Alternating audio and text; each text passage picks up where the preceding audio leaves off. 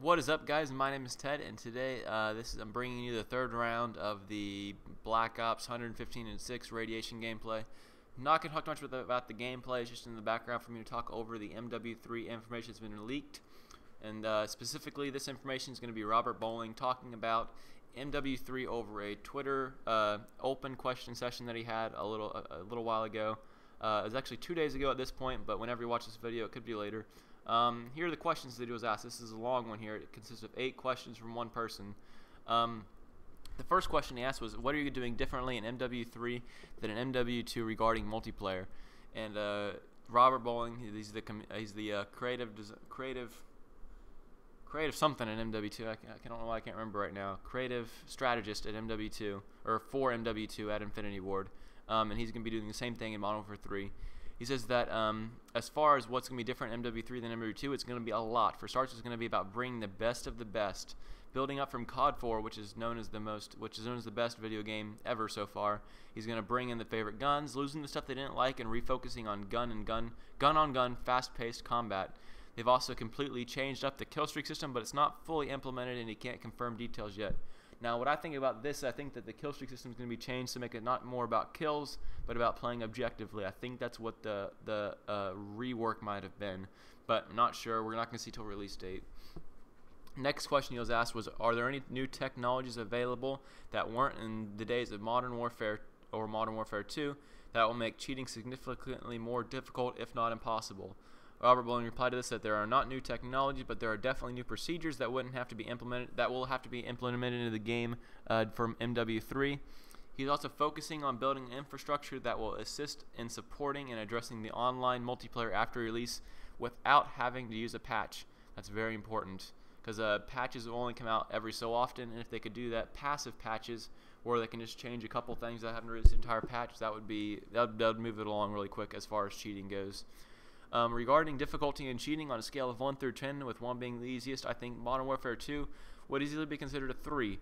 What do you think MW3 will rank on this scale? He says he's aiming for it to be impossible to cheat in Modern Warfare 3, but if it is possible, he wants to have the ability to address it without a patch, as said before. The second set of questions that was asked were unrelated to cheating. The first question was, how many prestiges are there going to be in MW3? Robert Bowling said that he has not decided yet. How many weapons will there be? He said that they're still adding them, so they don't have a final count yet. This sounds good, because if they're still adding them, that means there's going to be a lot of them probably, and I really do want a large weapon variety, because I think that's really important in any game, and it doesn't take that much effort to make a new gun in the game. You just got to change up the statistics a little bit and balance it out. Number 3 was, is there going to be a longer campaign than in Modern Warfare 2? Robert Bowling replied to this saying that they're still working on missions and pacing, but they don't have that known yet either. They're going to let the story dictate the length of the campaign, and then if there are moments they wanted to see, they'll add them into Spec Ops mission mode. That way the campaign's not too long, but if they have any excess, they'll add it into Spec Ops. The fourth question asked was, what is the probability of a Modern Warfare multiplayer-only game? This is what I would think would be cool, because I don't actually play single player very often. However, I will play the new survival mode when it comes out. Robert Bowling replied that the possibility of a multiplayer-only game is very little, because he wants it to be a package for all audiences. Some people like single player, some people like Spec Ops, some people like survival mode, and some people like multiplayer. He's not going to set out one thing just for multiplayer people, even if it is the biggest majority of the people. That's all that Robert Bowling said in this Twitter open session thing. I hope you guys enjoyed this gameplay and this commentary. The final score of this gameplay you're watching is 115 kills and 6 deaths. As always, if you enjoyed the video, don't forget to click that like button. It helps me out a lot with my channel. And if you want to keep updated on MW3 information, go ahead and click that subscribe button. I'm going to be posting all these videos on a playlist, and the playlist is on my channel. It's called MW3 Information. If you want to look at more or previously released information on MW3, go ahead and check that out.